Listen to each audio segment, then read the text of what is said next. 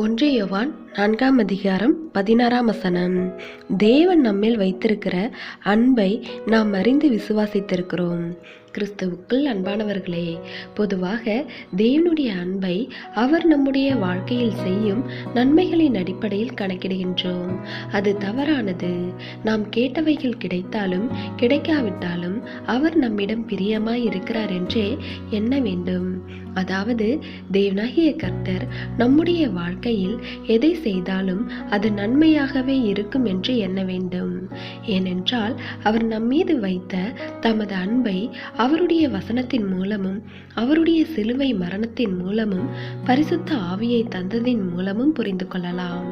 அப்போஸ்தலனாகிய பவுல் தன் வாழ்க்கையில் பொருளாதார ஆசீர்வாதங்களையோ பிரச்சனைகளற்ற சுமூகமான சூழ்நிலைகளையோ தேவனிடத்திலிருந்து பெற்றுக்கொண்டவன் அல்ல.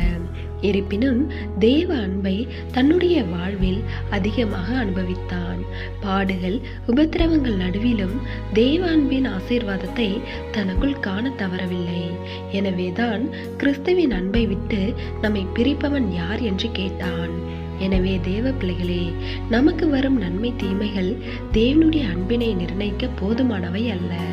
அதாவது தேவன் தம்முடைய ஆவியின் மூலம் நாம் உணரும்படி செய்கின்ற தேவ ஐக்கியம், தேவ வழிநடத்துதல், தேவ சமாதானம், தெய்வீக பலம் ஆகியவைதான் தேவன் நம்மை நேசிக்கிறார் என்பதற்கான சரியான அடையாளங்கள் என்பதை உணர்ந்து விசுவாசிக்க வேண்டும்.